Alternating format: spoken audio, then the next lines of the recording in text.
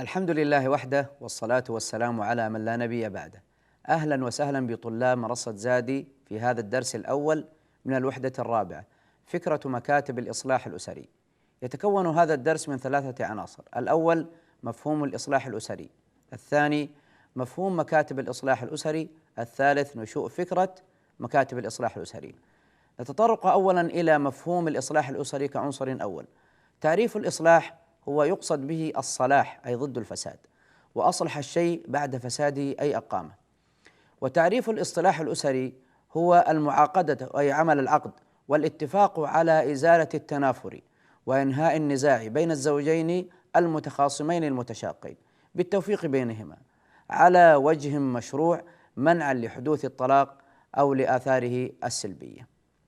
عنصرنا الثاني هو مفهوم مكاتب الإصلاح الأسري، وهي عبارة عن أقسام خاصة داخل المحاكم الشرعية تهدف إلى إنهاء النزاعات الأسرية بالطرق الودية وبالتوعية والتثقيف بالحقوق والواجبات الزوجية وتقديم الإرشاد الأسري، حيث يحال إلى هذه المكاتب القضايا الأسرية غير المنتهية بالطلاق البائن لتعمل على حل الإصلاح بين الزوجين ضمن لجان متخصصة في العديد من الجوانب، منها الجانب الشرعي والنفسي والاجتماعي والتربوي والصحي.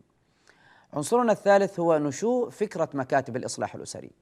فالمجتمع يعيش في فلك المتغيرات السريعة والمؤثرات الشديدة التي ظهرت بصمة تلك المؤثرات واضحة جلية في أخلاق وحياة كثير من الناس في مجتمعنا، حيث انجرف أفراد المجتمع في هذه التيارات دون رؤية أو تفكير، فأثرت تلك المفاهيم الخاطئة على تفكك الأسر وتصدع البيوت وانحراف الأبناء بسبب الطلاق الناجم عن هذه المؤثرات.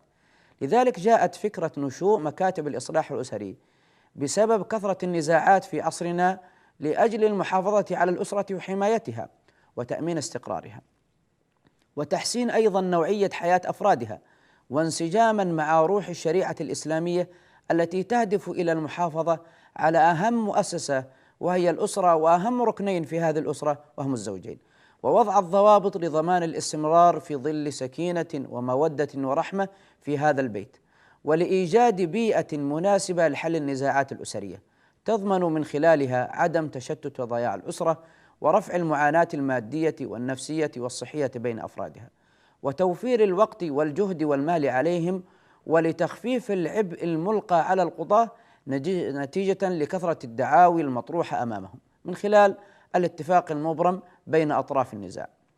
وينظر المكتب في النزاعات التي تحال إليه من المحاكم الشرعية أو يتم التقديم إليه مباشرة من رئيسها من طرفي النزاع أو أحدهما، وذلك في المسائل التي تقع ضمن اختصاص المحاكم الشرعية. فهنا تقوم هذه المكاتب بحل المشكلات من خلال المختصين ومن لديهم الخبرة والدراية في حل النزاعات بإدارة تلك المكاتب التي تساهم في استقرار الأسرة وحل المشكلات فيما بينهما. نسأل الله سبحانه وتعالى أن تكون هذه المكاتب نافعة للإصلاح بين الزوجين وتقريب وجهات النظر بين الأزواج وحل المشكلات الأسرية. هذا نهاية الدرس، نستودعكم الله الذي لا تضيع ودائعه.